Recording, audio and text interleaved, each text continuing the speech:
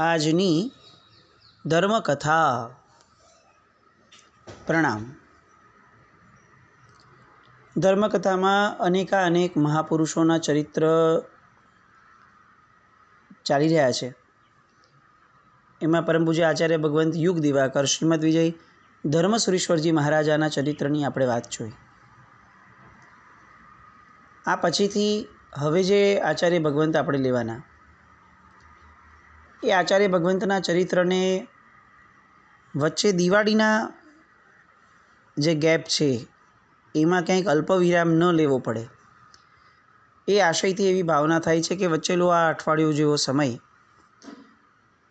એ આપણે કેટલીક એવી કથાઓથી લઈએ કે જે કથાઓ શાસ્ત્રના પાને શ્રોતાઓ અને વાંચનારાઓની સખત રાહ જોઈ રહી છે અને જે કદાચ નાનપણથી બાળકોને શીખવાડવી જરૂરી છે. આ કથાઓ દ્વારા ખરેખર આપણને એવું લાગે કે આપણે જો બાળપણમાં આ મહત્ત્વને આત્મસાત કર્યું હોત ને તો આજે કદાચ આપણું જીવન આવું ન હોત. એવી કેટલીક કથાઓ આપણા શાસ્ત્રના પાને છે, તો આપણે રોજ એક કથાઓને એ રીતે લઈને એના જે ઉપસંહાર રૂપ છે એ ઉપસંહારને આપણે આપણા મનની અંદર અસ્થિમજ્જા આપણા મનની અંદર સ્થિર કરવાનો પ્રયત્ન કરીએ. વાત છે વર્ષો પહેલાંની, હજારો લાખો કરોડો વર્ષો પહેલાંની. જંબુદ્વીપ, ભરતક્ષેત્ર, ભારત દેશ, મિથિલાનું જનપદ રાજ્ય કાંપિલ્યપુર નગરી. આ નગરીની અંદર રાજા અને રાણી રાજ્ય કરતા હતા. બ્રહ્મરાજા અને ચૂલણી મહારાણી. આ બ્રહ્મરાજા એ સમયે એટલા બધા પરોપકારી હતા કે તેમના રાજ્યની અંદર લોકો અત્યંત આનંદપૂર્વક જીવી રહ્યા હતા. આ બ્રહ્મરાજાને બાળપણથી જ ખાસ એવા 4 મિત્રો હતા. એક હતા કાશીરાજ કટક, બીજા હતા ગજપુરના રાજવી કણેરુદત્ત, ત્રીજા હતા કૌશલના રાજા દીર્ઘ અને ચોથા હતા ચંપાપતિ પુષ્પચૂલ. ચારેયની મૈત્રી એવી કે એકબીજાથી જરા પણ વિખૂટા પડવાનું મન ન થાય. એ જ અરસાની અંદર આ જે એમના રાણી મહારાણી હતા ચૂલણી, એમને 14 મહાસ્વપ્નો આવ્યા અને સ્વપ્નના ફળકથન રૂપે સ્વપ્ન પાઠકોએ કીધું કે આપને ત્યાં ચક્રવર્તી જન્મશે. રાજાએ રાણીએ ખૂબ ખુશ થઈ અને તે સ્વપ્ન પાઠકનું દારિદ્ર્ય ફેડ્યું અને હવે બાળકના આવવાની રાહ જોવાય છે. કાળ નદીનો પ્રવાહ વહેતો જ રહે છે અને એ બ્રહ્મરાજાને પુત્ર અવતર્યા અને બ્રહ્મદત્ત એવું એનું નામ પડ્યું. હવે આ ચારેય મિત્રોને એકબીજાથી વિખૂટા પડવાની જરા પણ ઈચ્છા નહીં, એટલે એવું નક્કી કર્યું કે આ રાજકાજના કામની અંદરમાં બધા સાવ એક રહી શકે એવું નહીં, તો આપણે એવરી યર બદલાવતા રહીએ. 4 મિત્રો આજે પહેલી નગરીમાં રહ્યા તો આવતા વર્ષે બીજી નગરીમાં, આજે કાશી તો આવતા વર્ષે ગજપુર, ત્રીજે વર્ષે કૌશલ અને ચોથે વર્ષે ચંપા. આ રીતે 4 ભેગા રહીએ ને એક વર્ષમાં બધું સંભાળીએ, આવી રીતનો પ્લાન થયો. પણ વિરહ નથી પાલવતો એવું નક્કી થયું. એમાં જ્યારે કાંપિલ્યપુરમાં હતા બધા 4 રાજા, એવા સમયે અચાનક જ આ બ્રહ્મરાજાને રોગ શરીરમાં પ્રવેશ્યો અને એવો પ્રવેશ્યો કે હવે એમને એવું લાગવા લાગ્યું કે હું આમાંથી બહાર નીકળી જ નહીં શકું. વર્ષો વીતતા ગયા હતા. બ્રહ્મદત્ત હજી સાવ એવો નાનો પણ ન હતો અને સાવ મોટો પણ ન હતો, વચલી વયમાં હતો. એટલે રાજા બ્રહ્મએ 3 રાજાઓને ભેગા કરીને કીધું કે મારું રાજ્ય હવે તમારે સંભાળવું પડશે. મને નથી લાગતું કે હવે હું વધારે ખેંચી શકીશ. અને 3 રાજાઓ પરમ મિત્રો, એટલે એ લોકો તરત આપે છે રજા, અનુમતિ કે બરાબર છે, અમે સાચવી લઈશું. બ્રહ્મરાજા મૃત્યુને વર્યો. આ બાજુ આ 3 મિત્રોમાંથી નક્કી કર્યું કે દીર્ઘ રાજા જે છે એ હમણાં પહેલે વર્ષે આ રાજાને સંભાળશે, કૌશલનો રાજા. અને આ દીર્ઘ, એમની પાસે સત્તા આવી ગઈ, એની પાસે આટલી સરસ નગરીનું રાજ્ય અધિપતિ આવી ગયું, પોતાની નગરી તો છે જ, ઉપરથી આ વિશાળ નગરી, એટલે હવે સત્તાનો થોડો નશો આવ્યો અને બેફામ રીતે વર્તવાનું શરૂ થયું. બીજા રાજાઓ તો પોતાના નગરમાં વયા ગયા. હવે આ કૌશલ નરેશને રાજ્ય કરતાં ચૂલણી રાણી જે છે એની સાથે સતત મળવાનું થતું રાજ્યના કામ અંગે. એ મળતા બંને વચ્ચે મોહ પાંગર્યો અને આ જગતની અંદર જેને જરા પણ ઇષ્ટ નથી ગણ્યું એવું એ કૃત્ય, એવો એ વિચાર એ બંનેની અંદર આવ્યો.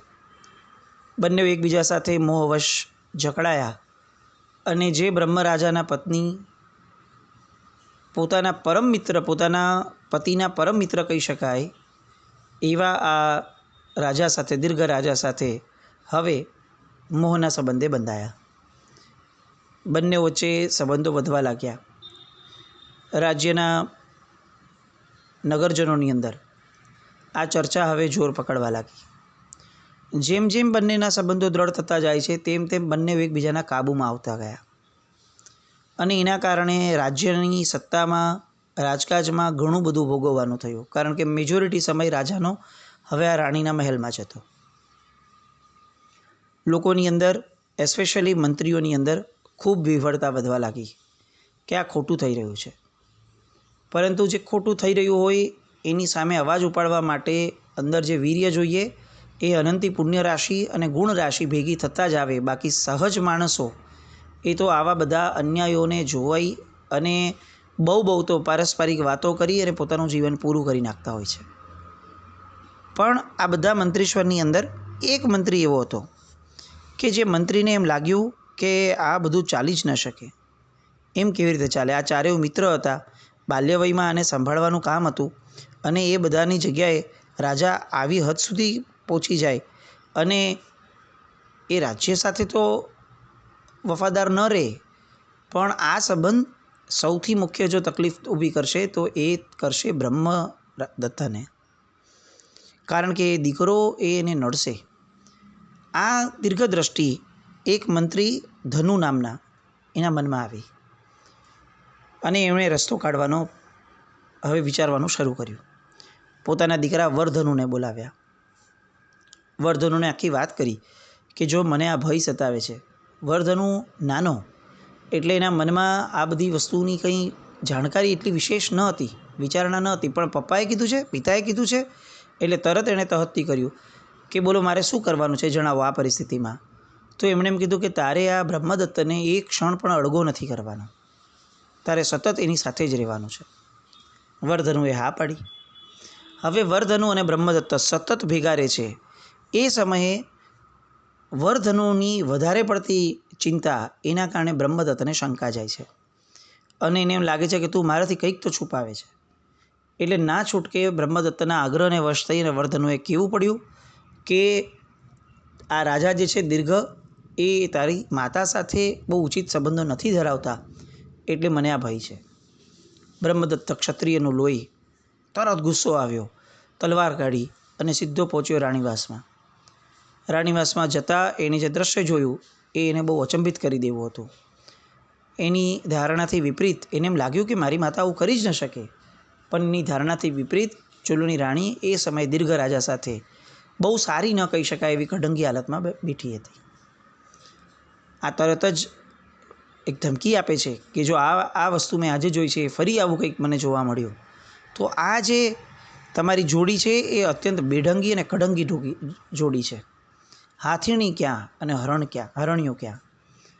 ચૂલણી રાણી એ હાથીણી છે અને આ રાજા એ તો દીર્ઘ રાજા એ તો હરણિયો છે. હું આ કેમે કરીને સાંખી નહીં લઉં, એમ કરી ગુસ્સામાં ધમધમતો હોય ત્યાંથી નીકળી ગયો. દીર્ઘ રાજાને ભય સતાવ્યો. પોતાની કોઈ પણ વસ્તુ એની અંદર ખલેલ પહોંચાડનાર જ્યારે કોઈ વ્યક્તિ જોવા મળે ત્યારે સૌથી પહેલો ભય જન્મે છે, પછી શત્રુતા જન્મે છે. એટલે આ પોતાની ધારણામાં આ ક્યાંક ને ક્યાંક રંગમાં ભંગ ન પાડી દે એવા વિચારે એણે ચૂલણીને જણાવ્યું કે ગમે તેમ કરીને આપણે આનું કંઈક કરવું પડશે. પણ ચૂલણી માતા છે, એને જેટલો મોહ દીર્ઘ પ્રત્યે હોય એના કરતાં કંઈક ગણો વિશેષ મોહ પોતાના સગા પુત્ર પ્રત્યે હોય જ. અને એટલે એણે દીર્ઘને કહ્યું કે એવું કાંઈ નહીં થાય, તમે ચિંતા નહીં કરો, બધું બરાબર થઈ જશે. અને ફરી પાછા એ પોતાના જે મોહના પાશ હતા એની અંદર ફરી બંને જકડાયા. ભૂલી ગયા કે આ જગત છે એ પોતાનો રંગ ક્યારેક ને ક્યારેક તો દેખાડશે જ. પણ કષાય અને વિષય એક એવી મૂર્છા છે જે માણસને બધું ભૂલવી દે છે. સમય પાછો વીત્યો. ફરી પાછું જ્યારે બ્રહ્મદત્ત આવ્યા અને એ સમયે આ બંનેઓને કડંગી હાલતમાં જોયા, ફરી વાર ધમકી આપી. દીર્ઘને હવે વધુ ચિંતા થવા લાગી. થોડા સમયમાં ત્રીજી વાર પ્રસંગ બન્યો અને ત્રીજી વાર તો એમ સ્પષ્ટપણે ક્ષત્રિયના લોહીએ ઉકળીને કહ્યું કે હવે જો આવું કંઈક જોવા મળશે તો હવે તમારું માથું ધડથી અલગ થઈ જશે. અને દીર્ઘને હવે એમ લાગ્યું કે મારે આનો કંઈક રસ્તો કરવો જ પડશે. હવે એણે ના છૂટકે ચૂલણી ઉપર પ્રેશર રાખવાનું શરૂ કર્યું. ચૂલણી માતાને મન પોતાના દીકરાનું વાલ ખરેખર મોટું હતું, પણ એ સમયે આ જે વિષયનો રાગ હતો એ જોર કરી ગયો. અને દીર્ઘની એક યોજનાની અંદર એ સહમતિ આપીને બેસી ગયા. દીર્ઘ રાજાએ હવે એક યોજના બનાવી કે આપણે આમ ડાયરેક્ટ તો નહીં મારી શકીએ, કારણ કે આ કનૈયા કુંવર જેવો છોકરો આખા રાજ્યનો લાડકો છે, એને જો હું આમ મારીશ તો ચોક્કસપણે આખું રાજ્ય મારી સામે પડી જશે. એના કરતાં આપણે એક કામ કરીએ, આપણે એના લગ્ન નક્કી કરીએ. આ જે 3 રાજાઓ બીજા 2 છે એમાંને જે કોઈ પણ હારે એની દીકરી સાથે આપણે લગ્ન નક્કી કરીએ, લગ્ન કરાવીએ અને એને લગ્નના ભેટ નિમિત્તે આપણે એક સરસ મજાનો મહેલ આપીએ. આ મહેલની અંદર એ એની પ્રથમ રાત્રિ પસાર કરે એવું એને આમંત્રણ આપીએ. પણ એ મહેલને આપણે લાખથી આખો બનાવીએ, જે કોઈને ખબર બી ના પડે, લાક્ષાગ્રહ કહેવાય. અને રાત્રે એને આંખ ચાપી દઈએ અને આ બંને મરી જશે. ચૂલણીને એવું લાગ્યું કે આ બહુ ક્રૂરતાવાળું કૃત્ય હશે, પણ તેમ છતાં વિષયનો રાગ એ એનાથી છૂટ્યો જ નહીં. એને એમ થયું કે જો દીર્ઘ રાજા મારી સાથે છે તો આવા તો દીકરાઓ થઈ જશે ભવિષ્યમાં, પણ દીર્ઘ રાજા તે મારાથી કેવી રીતે છોડાય. આમ વિષયાંધ બનેલી ચૂલણી આ યોજનાની અંદર એ એમને સહાયક બને છે. આ બાજુ ધનુ મંત્રી એ તરત જ એ રાજાને ત્યાં ગયા કે જેમની દીકરી સાથે લગ્ન નક્કી કર્યા હતા, અને એમણે જણાવ્યું કે મેટર આ રીતની છે. પહેલાં તો એ રાજાને વિશ્વાસ ન બેઠો, પરંતુ અંતે આ ધનુમંત્રી એની પ્રતિષ્ઠા પર જરા પણ શંકા ન થતાં એમણે કીધું કે તો મંત્રીશ્વર હવે અમારે શું કરવાનું. અને મંત્રીએ કીધું કે તમે તમારી સગી દીકરીને આ અત્યારે બ્રહ્મદત્ત સાથે નહીં પરણાવતા, તમે તમારી રાજપુત્રી એટલે કે દાસીપુત્રી સાથે એને પરણાવો. દાસીપુત્રી સાથે પરણાવવાનો પ્લાન નક્કી થયો. બંને જણાના લગ્ન લેવાયા. એ લાક્ષાગ્રહની અંદર બ્રહ્મદત્તને હવે રાખવાનું નક્કી થયું. આ મીનવાઇલમાં ધનુમંત્રી એ આમની પાસે ગયા, દીર્ઘ રાજા પાસે, અને એમણે કહ્યું કે મારે હવે દેશાટન માટે જવું છે, તીર્થયાત્રાએ જવું છે, તમે મને રજા આપો. આ એક પ્લાન હતો. દીર્ઘ રાજાને એમ હતું કે જો આ માણસ બહાર ગયો તો બહારથી કંઈક ને કંઈક મારી યોજના સમજી જશે, કારણ કે આ મારો વિરોધી છે. એના કરતાં ગમે તેમ કરી અને એને હું અહીંયા જ રાખું. હવે આ દીર્ઘ રાજા તરત એને ના પાડે છે કે તમે જે પણ કરવું છે ગંગા નદીના તોટ ઉપર અહીંયા જ બેસીને કરો અને અહીંયા જ રહીને તમારા દાન ધર્મ વગેરે કરો. ધનુમંત્રીને તો આ જ જોઈતું હતું. એટલે ધનુમંત્રીએ તરત જ જણાવ્યું કે ભલે આપ જેમ કહો છો, તો હું હવે દેશાટન નહીં કરું, હું અહીંયા બેસીને ધર્મ કરીશ. એ ગંગા નદીના તોટ ઉપર આશ્રમ બનાવવાના નામે પેલું જે લાક્ષાગૃહ બન્યું હતું એ લાક્ષાગૃહથી ભૂગર્ભની સુરંગ બનાવવાનું શરૂ થયું. લગ્નના દિવસ સુધીમાં એ સુરંગ બનીને તૈયાર હતી. હવે રાહ જોવાતી હતી એ લગ્નની. બ્રહ્મદત્તની પાસે વરધનુ ગયા અને વરધનુએ જણાવ્યું કે બ્રહ્મદત્ત આ રીતનો આખો પ્લાન છે. બ્રહ્મદત્ત માનવા જ તૈયાર નથી કે પેલો દીર્ઘ રાજા ગમે તે કરી શકે છે, એમાં ના નથી, પણ મારી માં કોઈ દિવસ આવું ન કરે, મારી સગી માં છે. અને આ બાજુ લગ્ન પછીથી એ લાક્ષાગૃહમાં આ લોકો આવ્યા અને જેવો બહાર નજર ગઈ તો ખબર પડી કે બહાર તો આગ લાગી છે. આગ લગાડનાર બીજું કોઈ નહીં, ચૂલણી રાણીના જ માણસો હતા. બ્રહ્મદત્ત સમસમી ગયો. હવે શું કરવું એ વિચારે છે, અને ત્યાં જ વર્ધનુ કહે છે કે આ રીતે સુરંગ રેડી છે અને આપણે અહીંયાથી ભાગી છૂટીએ. બ્રહ્મદત્ત કહે છે હું જેને પરણીને આવ્યો છું એ રાજપુત્રીનું શું, ક્ષત્રિયાણી છે. અને ત્યારે વર્ધનુ કહે છે કે હવે 2 ક્ષણ પણ બાકી નથી, આપણે તુરંત અહીંયાથી નહીં નીકળીએ તો આખો લાક્ષાગૃહ ઢળી પડશે, અને તમે ચિંતા નહીં કરો, એ આ રાજાની દીકરી નથી, એ દાસીપુત્રી છે. હજી દાસીપુત્રીને પણ લેવા જવાનો વિચાર કરે એ પૂર્વે જ મહેલનો આખો ભાગ ઢળી પડ્યો, પણ બંને તરત જ નીકળ્યા. માંડ 2-4 ક્ષણનો ફરક પડ્યો અને સુરંગની વાટે રસ્તે બ્રહ્મદત્ત ત્યાંથી નીકળી પડ્યા અને પોતાનો જીવ એમણે બચાવી લીધો. આ બાજુ આ લાક્ષાગૃહ સંપૂર્ણપણે સળગી ગયું. બ્રહ્મદત્તની લાશ ન મળી, એક જ લાશ મળી. એટલે દીર્ઘ રાજા સમજી ગયા કે બ્રહ્મદત્ત ભાગી ગયો છે. હવે બ્રહ્મદત્તનું રહેવું આ નગરની અંદર એ જરા પણ ઇષ્ટ ન હતું. એટલે ધનુમંત્રીએ એને દિશાટન માટે મોકલી દીધા. ભારતભરનું ભ્રમણ કરે છે, રખડતા વેશે, કોઈ આશરા વગર, 1 રૂપિયો નથી, કાંઈ નથી, ફક્ત પોતાની તલવાર લઈને નીકળે છે. એમ ફરતા ફરતા કોઈ એક જગ્યાએ બ્રાહ્મણે એમને આશરો આપ્યો, અને બ્રાહ્મણ એનું લલાટ જોઈને વિચારે છે કે આ ક્યારેક તો બહુ મોટો રાજા થવાનો છે, એટલે એની સરભરા પણ કરે છે. એ સમયે બ્રહ્મદત્ત એને કહે છે કે એક વસ્તુ સમજીને ચાલો, જે દિવસે હું રાજા થયો, તમને સમાચાર એવા મળે કે બ્રહ્મદત્ત રાજા થયો છે, એ દિવસે તમે તાત્કાલિક મારી પાસે આવજો, હું તમને શ્રેષ્ઠતમ સહાય કરીશ. એ પછીથી બીજા જે 2 રાજાઓ હતા, પિતાના મિત્રો, એની પાસે બ્રહ્મદત્ત ગયા, આખી વાત સમજાવી. કોઈને વિશ્વાસ ન બેઠો, પણ એક રાજા ઓલરેડી અવેર હતા ધનુમંત્રીના કારણે, એટલે બંને રાજાઓએ સપોર્ટ આપ્યો, અને અચાનક જ આ સપોર્ટના કારણે બ્રહ્મદત્તની શક્તિ એટલી બધી વધી ગઈ કે એણે કાંપિલ્યપુર નગરી ઉપર હુમલો જ કરી દીધો. પોતાની જ નગરી, પણ એ નગરીમાં બેઠેલા અને પેસી ગયેલા એવા દીર્ઘને હટાવવા માટે આ હુમલો થયો. ચૂલની રાણીને ખ્યાલ આવ્યો કે મારો દીકરો, સગ્ગો દીકરો જીવતો નીકળ્યો હતો, અને હવે આ આવી રીતે હુમલો કરવાનો છે. એના મનમાં સખત ભય બેઠો. મેં આવું હિચકારું કૃત્ય કર્યું, મારા સગ્ગા દીકરાને મારી નાખવા માટેનો પ્રયત્ન કર્યો, હવે એ દીકરો સામે આવશે, હું કયા મોઢે એની હારે વાત કરીશ, કઈ રીતે આંખ મેળવીશ. સખત વસવસો ચાલે છે. રાજ્યની, પોતાના રાજમહેલની અટારીમાં ઊભા છે. અચાનક જ આ વિવરતાની અંદર એમની નજર એક સાધ્વીજી ભગવંત ઉપર પડી. ગોચરી ઓરવા જતા હતા, અને અનાયાસે તે ચૂલની રાણી એમના પગે પડે છે અને સખત પશ્ચાતાપ કરે છે. તે સાધ્વીજી ભગવંત પોતાના ગુરુ પાસે એમને લઈ ગયા. ચૂલણીએ એક પછી એક પોતાના હિચકારા કૃત્યોનો પશ્ચાતાપ માંગવાનો શરૂ કર્યો, અને આ પશ્ચાતાપ એટલી હદ સુધીની પરાકાષ્ઠાએ પહોંચ્યો કે ત્યાં ને ત્યાં ચૂલણી રાણીને કેવળ જ્ઞાન પ્રાપ્ત થયું. પોતાના સગ્ગા દીકરાને બાળી નાખનાર, પોતાના પતિના મિત્ર સાથે સંબંધો રાખનાર, અનૈતિક સંબંધો રાખનાર, પણ પશ્ચાતાપ કેટલો મહાન છે કે આ બધા પાપને ધોઈ નાખતા હશે. અને ચૂલણી રાણી એ સિદ્ધત્વને પામ્યા. આ બાજુ હુમલો કર્યો અને દીર્ઘ હણાયો. દીર્ઘનું મસ્તક ધડથી અલગ થયું. બ્રહ્મદત્ત ફરીથી પોતાના જ રાજ્યની અંદર સ્થિર થઈ અને રાજા તરીકે સ્થાપિત થયા. પ્રખ્યાતિ વધવા લાગી. પહેલાં બ્રાહ્મણ સુધી વાત પહોંચી કે આ હવે બ્રહ્મદત્ત રાજા બન્યા છે, અને બ્રહ્મદત્તને આગળ માંગવા જવું.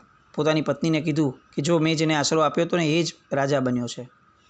એટલે તાત્કાલિક એ કાંપિલ્યપુર નગરમાં આવ્યા. આ બાજુ બ્રહ્મદત્તનો રાજ્યાભિષેકનો ઉત્સવ ચાલે છે, જે 12 વર્ષ સુધી ચાલ્યો. આ બ્રાહ્મણ રોજ આવે અને આ બધી ટોળાની અંદર, ભીડની અંદર ખોવાઈ જાય. એમ કરતાં કરતાં 12 વર્ષ સુધીમાં એ પોતાની આશા છોડી ન શક્યો, અને રોજ પ્રયત્ન કરે અને રોજ બિચારો નિષ્ફળ જાય. એનું શરીર લેવાઈ ગયું, અતિશય નબળી કફોડી સ્થિતિમાં આવી ગયો.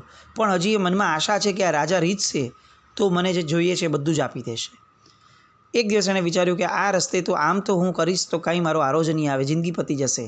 એટલે એણે પોતાના ચપ્પલ વગેરે જે હતા એ બધું પોતાના ચપ્પલને માથે પહેરી લીધા. અજુગતું લાગે એવો આખો વેશ રચ્યો, અને લોકોનું ધ્યાન આકર્ષાય એ સ્થિતિમાં આવ્યા. રાજા પસાર થતો તો એ રોડ ઉપરથી એ પાસ થયા. રાજાને આશ્ચર્ય થયું કે આ કેવો માણસ છે, ચપ્પલ માથે પહેરીને ફરે છે. અને એણે ઊભો રાખીને કીધું કે સૈનિકો આને બોલાવો. એટલો કૃશ થઈ ગયો હતો કે રાજા ઓળખી ન શક્યો. બ્રાહ્મણે ઓળખાણ આપી કે હું પેલો ભૂદેવ. બ્રહ્મદત્ત આખી રાજ્યસભામાં એમને લઈ આવ્યા, બધાની સામે ઓળખાણ આપી કે આ મારા પરમ ઉપકારી છે. સ્નેહથી મળ્યા અને છેવટે એમણે કીધું કે બોલો, હવે તમે માંગો, તમારે શું જોઈએ છે. પેલો ભૂદેવ બ્રાહ્મણ છે, બહુ લાંબી વિચારશક્તિ વગરનો માણસ છે. એટલે એણે એમ કીધું કે હવે તો આ વિમાસણ થઈ ગઈ, આટલા મોટા રાજા પાસે હું શું માંગું. તો એક કામ કરો રાજન, મને સમય આપો, હું મારી પત્નીને પૂછીને આવું કે હું શું માગું. બ્રહ્મદત્તને હસવું આવ્યું અને એણે કીધું કે આવડો મોટો રાજા જ્યારે રીઝી બેઠો છે, આપવા બેઠો છે, ત્યારે તું તારા પત્નીને પૂછવા જઈશ? પણ બ્રાહ્મણની ઈચ્છા એટલે એણે બ્રાહ્મણને કીધું કે ભલે, તમે તમારા પત્નીને પૂછીને આવો. બ્રાહ્મણ પૂછવા જાય છે. પત્નીને પૂછતા પત્ની પણ વિચારે છે કે એવું કંઈક માંગવું જોઈએ કે જે શ્રેષ્ઠ હોય. અંતે બ્રાહ્મણની પત્ની છે એટલે જે માંગવાનું નક્કી કર્યું એ પણ એ જ કક્ષાનું આવ્યું. એણે એવું માંગ્યું કે આ રાજ્ય બાજ્ય આપણે કંઈ ચલાવી નહીં શકીએ, એ બધું માંગીને અર્થ નથી. એક કામ કરીએ, આપણે એવું માંગીએ કે જેના કારણે આપણું દારિદ્ર ટળે અને આપણે કોઈ દિવસ ક્યાંય માંગવાનો વારો ના આવે. અને એણે માંગ્યું રાજા પાસે કે મને આ આખી તમારી જે નગરી છે એ નગરીની અંદર રોજ એક એક ઘરે સ્વાદિષ્ટ ભોજન મળે અને એક સોના મોર મળી જાય. હવે બ્રહ્મદત્ત એ અરસાની અંદરમાં 12 વર્ષની અંદર 6 ખંડ જીતીને આવ્યો હતો એટલે ચક્રવર્તી થયા. ભરત ક્ષેત્ર આખું 6 ખંડનું, કેટલું મોટું, આ બધા ખંડના અધિપતિ બની ગયેલા. રાજાએ સાંભળ્યું, બ્રહ્મદત્તે હસવું આવ્યું કે આ શું માંગ્યું માંગી મેને. અને એમ થયું કે સારું ચાલો, તો આપ્યું મેં તમને વરદાન, પહેલો જ દિવસ મારા ઘરે મને આશ્રય આપો. એટલે પહેલે દિવસે બ્રાહ્મણ એમના ઘરે જમ્યો. રાજઘરાનાનું જ્યારે રાજભોજન, એમાં ચક્રવર્તીનું ભોજન હોય, કેવું જબરદસ્ત હોય. એને એમ લાગ્યું કે હું આ જ જિંદગીભર અહીંયા જ વાપરતો રહું.